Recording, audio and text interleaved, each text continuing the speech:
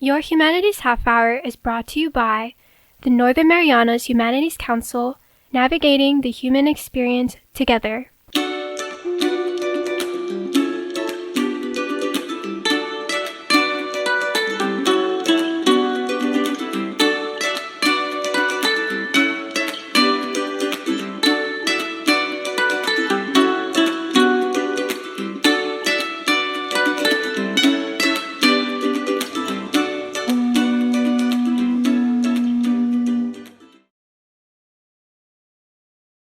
Hafaday, Tiro, and welcome to your Humanities Half Hour. I'm Catherine Perry, and our guest today is the 2023 Governor's Humanities Awardee for Preservation of Indigenous Cultural Practices, and that is Milton John Malama Coleman Jr. Jr., welcome to the show. Thank you, Kat. It's my pleasure to be here.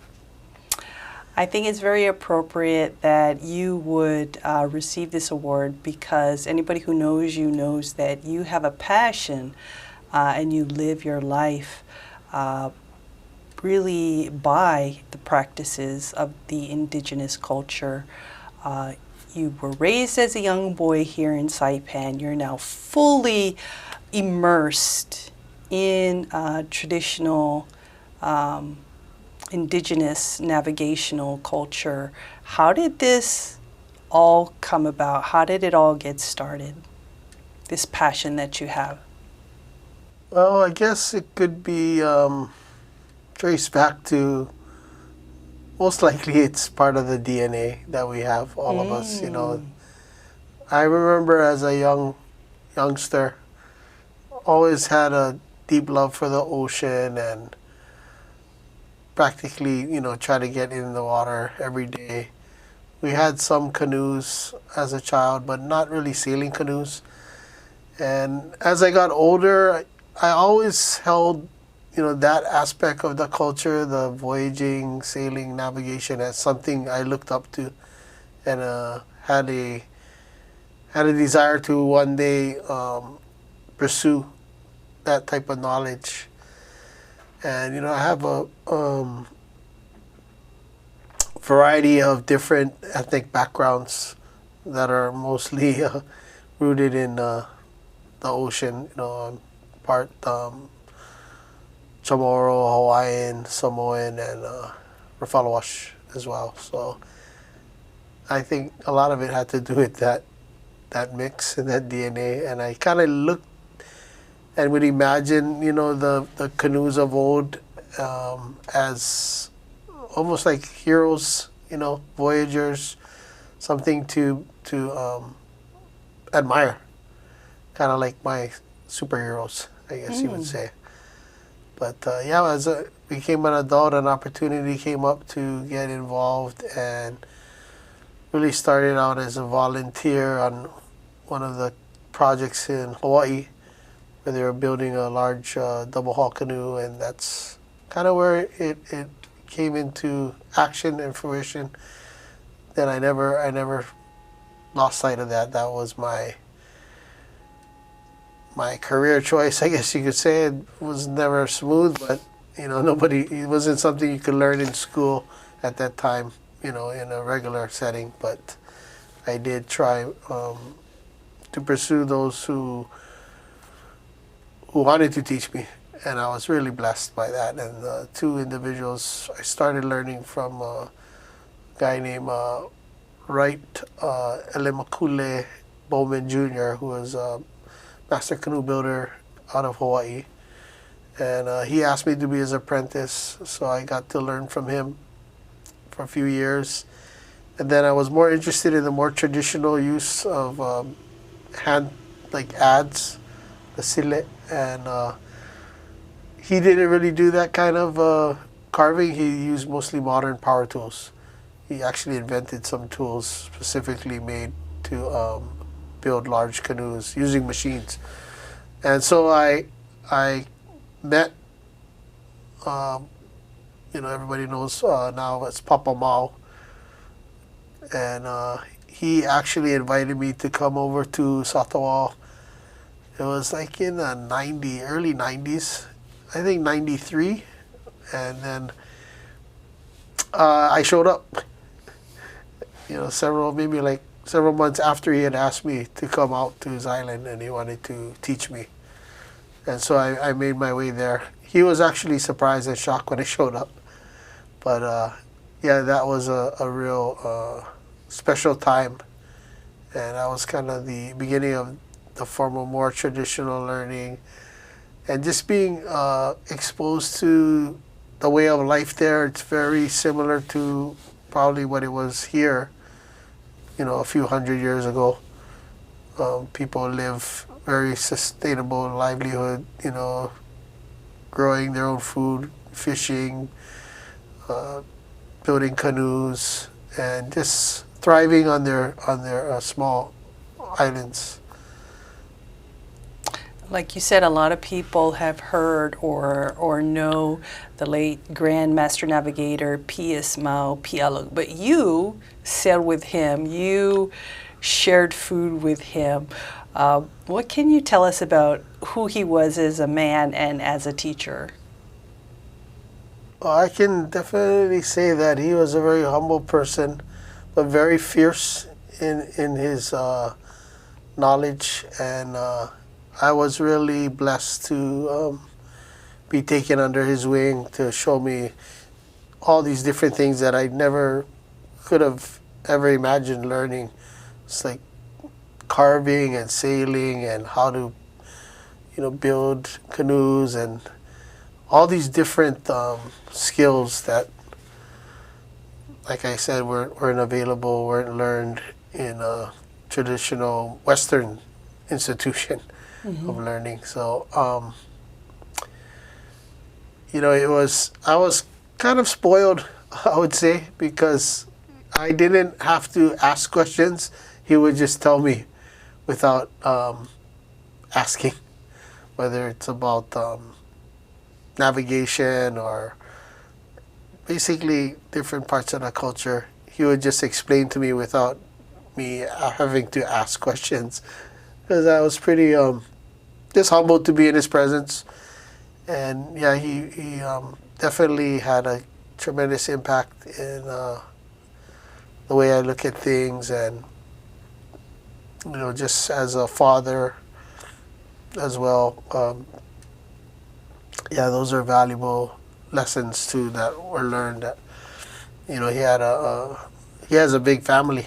I think now there's probably over 80 grandchildren out of the 16 children he had. But anyway, yeah, those are also very important. Staying connected with the family, and I try stay in touch with his kids and the grandkids, because that's part of his legacy. The family.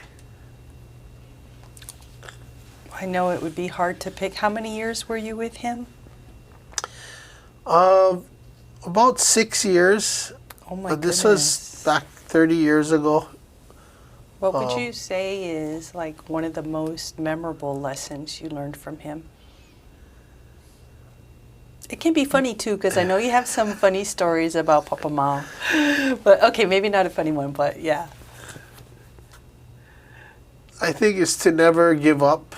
Maybe that really, because we were on voyages that I was thinking I didn't know where we were, because the weather conditions were very not ideal. We had a super typhoon bearing down on us. And if it wasn't for him, I wouldn't be here today. And I think the rest of the crew that was with us would say the same thing. But even the fiercest storm that was approaching, the situation and weather conditions were pretty chaotic. Giant waves, heavy seas, super strong winds, overcast, no stars in sight. Even during the day, you couldn't really tell where the sun was rising because it was so overcast. But wow. He had the knowledge to get us through that. And he never did hesitate to be the leader that he is. and we got to the island safely. What's it like sailing the old way, which is thankfully still the current way, but you know what I mean, the traditional way? Well, I guess it's, you have to be in tune with nature and the elements. You're relying on everything in creation out there, the sun, the moon, stars, wind, the waves, currents, clouds, and the different animals out there to help guide you. So you have to appreciate all those things and be very connected to what's happening around you, as well as the crew. That's the relationships between the people on board. Mostly it's going to be family. And that's kind of really what happens. One of Mao's sons, my brother Cesario, I think made a great statement in saying that once we're on the canoe, we're family, no matter what. Whether from different backgrounds, different origins or whatever, we're one family out there, and we have to take care of each other, help each other out, get along with each other, and try to make the navigator's job as easy as possible, which means like steering, or sailing, bailing, all the different activities that take place. It's beyond a job. I think it's more like a way of life. Why have you chosen to pursue this knowledge, this way of life, this career? It's really a career for you now. Yeah, I think, like I said, it has a lot to do with my genealogy, the ancestry. There's just something in me that I've never gotten tired of it or sick of it. I just see a lot of value for our future generations and for the situation at hand with the environment and those kind of things. The way of life of our ancestors is something that is a perfect match to help resolve a lot of the issues we're having with people talk about climate change or technology taking over, artificial intelligence, all these kind of new things that we have to face. I think a lot of what our ancestors did can help guide us through that voyage or that journey to make good, wise choices and decisions. What do you think our ancestors would advise us about technology? I would say modern technology, artificial intelligence. That's a great question. I think, people have brought it up before, like with regards to like canoe building. Traditionally they use trees, everything's from nature. But given the situation with lack of those resources now not being so available and using modern technologies to build these things, I think that's something that in many ways they probably would be okay with. As long as you do it responsibly, meaning you clean up after yourself and you make sure that it's going to be safe for those that are going to be on the canoe in this case. Mm-hmm. But other than that, yeah, that's I think a big part of how they thought is what we're doing. Is it having a positive impact? Is it something that's good for for our people, for our family, and for the environment? I like that. Very simple, like, is it having a positive impact? Because there's a lot of things we can do, but ultimately, how does it affect individual people, communities, and the home that we live in. So you recently, about I think a couple years ago or a year or so ago, moved back to Saipan to be a part of 500 Sails.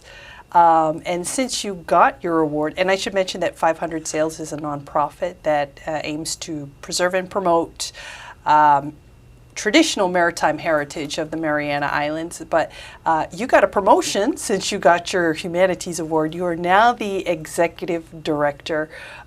What is your vision moving forward with 500 Sails? What would you like to see? Definitely continuing to expand and provide, these kind of opportunities for our people to experience firsthand this part of our culture, sailing and voyaging and even navigation, but also becoming like stewards, I believe, of the ocean and even the land. Just doing more to ensure that we will still have the language, the lemai, the new, all the coconuts and all the foods of our ancestors, and that includes, of course, the ocean resources. I think that's definitely part of what 500 Sails is aiming to do, along with building more and more vessels. Mm-hmm. And for the boatyard here is to have it become one of the premier regional centers for the fabrication of different types of traditional vessels. We started out with Chamorro canoes, and now Carolinian Rafalawash canoe, Wasarek, is being completed. And then, just getting better and better at building and building more, and maybe implementing them in sea transport between islands, cargo, to make it more sustainable. That's one of the great things that I always tell people that go sailing with us, is that the canoes are really good on gas. It's something that, as long as you have wind, you can go places. Yeah, and I think once you try sailing, you realize just how feasible it is. It's if you haven't sailed to Tinian or Rhoda, it's kind of like, no, I'd never do that. But then once you try it, you're like, oh yeah, I could do that. Yeah, people want instant gratification nowadays, but sometimes when it takes longer to do something, you have a better appreciation for the process. Mm-hmm. So yeah, for sure, those are some of the things. Well, we're chatting today with Milton John Falemalama Coleman Jr. He is the 2023 Governor's Humanities Awardee for Preservation of Traditional Cultural Practices. We'll be back with more after this break.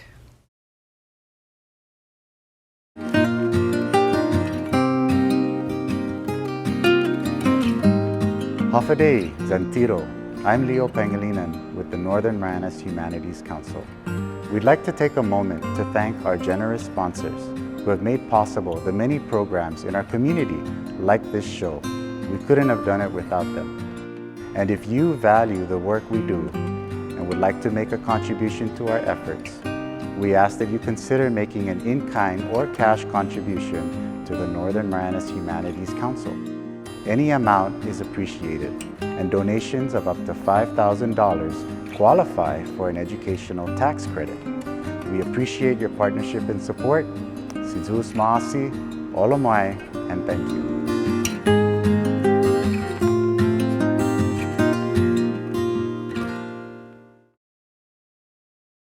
Welcome back. June, I asked you to bring something that would be representative of either you personally or your work. And can you tell us about what this is you've brought today? Yeah, I saw your message. I was like, what can I bring? But yeah, this is Sawi or Kulu Fu in Hawaii. But it's Truncus conch, also known as people call it. It's an important thing on the canoe. We always make sure on a voyage to bring this along with us. It probably has a lot to do with sound frequencies or whatever, but it does some amazing things for us out there with regards to weather. And also on the islands, it's usually blown by the chief to summon everybody together. It gathers people together too. I think across the board throughout our Pacific Island cultures, there's a strong significance of the blowing of the saui and its association with bringing everyone together. And so that's kind of why I brought it. That's what it's about in my capacity with 500 Souls. And just personally, is try to bring everyone together and enjoy each other's culture and foods and talk story like this. And yeah, that's kind of why I brought this.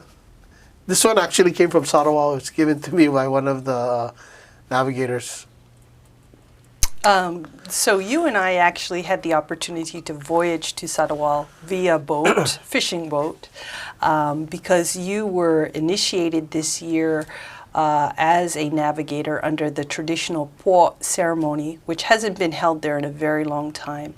And so, number one, congratulations and respect to you for being a po, going through the po and becoming a navigator. Being invited to do that is really an honor in itself. Yeah, that was really a humbling experience, and I had been asked before, but I really hesitated, actually twice before, and this last time, it was a confirmation because I got 3 different family of Papamao who called me saying that they're gonna put my name on the list. So after receiving those calls and messages, I said, yeah, I'll do it to honor Papamao's legacy. And it's a lot of responsibility that comes with it. So I hope to uphold all the responsibilities that entails, which is ensuring the safety and lives of everyone on the canoe, as well as continuing to practice the traditions. So yeah, it was something that I never really, you don't ask to be in something like that, but when you're invited, then you have to make that decision whether you're going to accept. And I was happy because I got to be with the descendants of some of the most revered navigators from Sarawak, who were also part of that ceremony. For me, those people were legendary, and of course Papamao is one of them. But there's others whose sons or grandsons were there with us, and so that. The brotherhood, I guess you could call it, is established further, and yeah, very humbling experience. Thanks a lot to Master Navigator Cecilio Raikulupi. He was one of the ones that had asked me to, he's going to put my name there to go, and along with couple of the other navigators. So it was truly a blessing, and I hope they keep the tradition alive, and I'm here to support any further initiates into the school navigation. In our time together, just since you've gotten here today, I asked you if you wanted to blow the conch shell before the interview, just to hear the sound, and you declined because it wasn't appropriate. in this setting. And listening to your story about how you were invited by the master canoe builder to be his apprentice, how you were invited by Papa Mao to be his apprentice, how you were invited by his children to undergo the po'o ceremony. I think that speaks a lot to who you are as a person and the respect that you have. Yeah, I really appreciate their consideration because I never really, thought highly of myself in those respects. And very humbled again to partake in that, all of this learning. And I'm still learning, I don't think I know everything. And the weather's always changing, and there's all kind of realities you have to deal with. It's never always smooth sailing. You hope it is, but it's not always the case. But yeah, that's kind of part of what the ceremony entails, is that now you have everything you need to do what needs to be done out there in the waters, and you can ensure the safety and lives of everybody that's with you. One of the things I've been able to observe is that your family is very much a part of this work that you do. Can you share with us a little bit about that, how this has impacted your family, and what are the values that you're hoping to pass down through the canoe culture? Yeah, I mean that's at the most traditional sense, is to pass it down to your children, what you learn and what you do, and have them be actively part of it.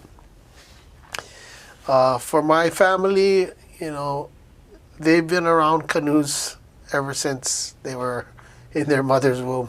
We have a lot of pictures of that. But, you don't want to force them. But some of them, the older ones grew out of it, but now they're getting back into it. My oldest son just left this morning with Cecilio to head to Luta. But yeah, it's good for, like I was saying, you have to be a family on the canoe. Everybody has to work together. You have to respect the captain, the navigator. But like I said, it's not always smooth sailing. My kids have endured a lot of challenges and rough times, and a lot of it that brings it all together is our time on the ocean, sailing, using all the different canoes we've helped to build over the years. I think it's great memories for them, so when one day they become parents, that they'll pass on, some of the things that they got to do. I really appreciate that they've been able to do as much as they have, because when I was growing up, like I said, not that much canoe, sailing canoes, mostly paddling, fishing canoe. But it wasn't until I was much older that I got involved and interested. But these kids of mine, and my wife's always very supportive, and she could probably tell you a lot of stories of the behind the scenes things that she used to make jokes about canoe being like my other wife. But yeah, all joking aside, it does take a lot of commitment and time, and at the end of the day, it's a very comforting and therapeutic thing to do, to be part of our culture. And like, they learn a lot, they're respectful, and that's, I think, one of the best results of how we've raised them, is to hear how they are when we're not around. And that's kind of what I like to think, even for myself, the people that I learned from, they're no longer here. And how am I conducting myself? Am I doing what I would learn, or am I just, so that's a key, I think, component to all of that. Family is, you want to teach them those important values in our culture, that they can apply in any aspect of their life, not just canoe and sailing, or they can use it in any environment, anywhere in the world. It'll help them to do well and To navigate the Yes. world. Well, I want to congratulate you again on your well-earned recognitions with an S. Any final thoughts before we go? I just, want to thank you, Kat, for having me out here. I thought it was going to be a radio show. Surprise! It's TV. But yeah, I appreciate all that you do, and it's something that it's not like one person that's doing everything. It's all of us together, and that's what I hope people can take away, is that we have to come together and share and learn and experience, have fun, enjoy our paradise. It's not just for the tourists. That all that we have, our ancestors have been here for thousands of years, and the way they were able to do that is they had a tremendous amount of respect for our environment, the ocean, and each other. Mm-hmm. And I really invite anyone who's interested, to come out and take part in the free programs that we have. You can learn from Master Navigators that are with us at 500 Sails, community programs for sailing, swimming, all those things. Don't hesitate. Come out and check it out.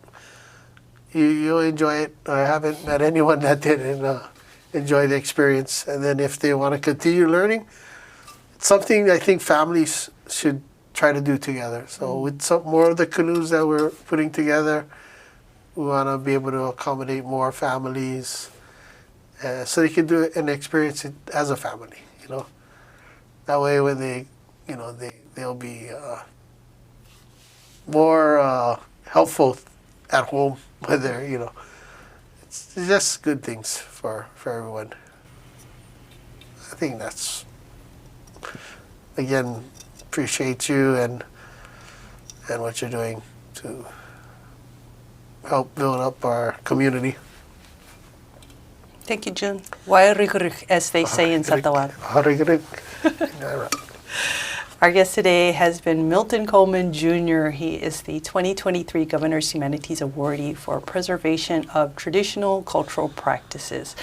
This has been your Humanities Half Hour. I'm Catherine Perry.